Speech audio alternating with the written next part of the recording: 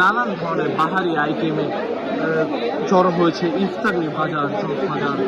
সরাসরি যেমনটি দেখানোর চেষ্টা করছিলাম চকবাজারের সামনে থেকে, আজকে দুপুর 2টা থেকে কিন্তু বিক্রেতারা আসছেন এই চকবাজারে, তাদের যে চকবাজারে তাদের ইফতারি যে সরঞ্জামগুলো রয়েছে বিক্রি করার জন্য, যে ইফতারি যেমনটি আলুর চপ, বেগুনি, কাবাব সহ শাহী জিলাপি সহ নানান ধরনের যেসব খাবার রয়েছে, সেই লোভনীয় খাবারগুলো নিয়ে কিন্তু আজকে দুপুর 2টা থেকে ব্যবসায়ীরা কিন্তু জড়ো হচ্ছিলেন এই যে চকবাজার, ইফতারি বাজার চকবাজারে। এবং তারপর থেকে প্রায় 3:30টা থেকে আমরা লক্ষ্য করতে পেরেছি যে ক্রেতাদের যে আনাগোনা, ক্রেতারা কিন্তু বাড়তে শুরু করেছে। তার 3:30টার পর থেকে এখন পর্যন্ত কিন্তু ক্রেতাদের আনাগোনা প্রায় চোখে পড়ার মতো। যে চকবাজারের সামনে থেকে আমরা যেমনটি দেখানোর চেষ্টা করছিলাম, চকবাজার প্রত্যেকটি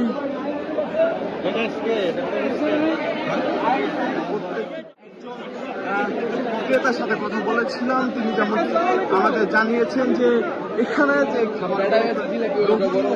হওয়ার কারণেই কিন্তু তারা এখানে আসেন এবং এখান থেকে ইফতারি নেন। তাছাড়া এখানে কিন্তু আরেকটি বিষয় জানিয়ে রাখতে চাই যে এখানে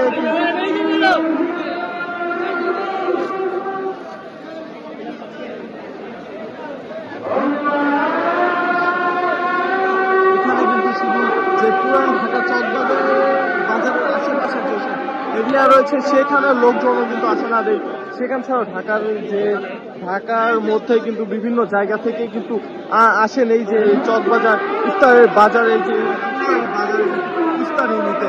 এবং আমরা সরাসরি যেমনটি ইফতারিগুলো আপনাদের দেখানোর চেষ্টা করছিলাম যে এই চকবাজারে কিন্তু নানান ধরনের ইফতারি,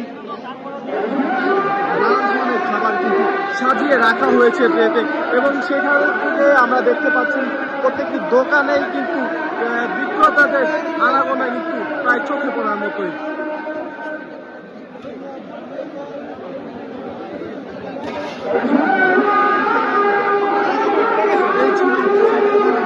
এই ছিল ইফতারি বাজার থেকে সর্বশেষ তথ্য।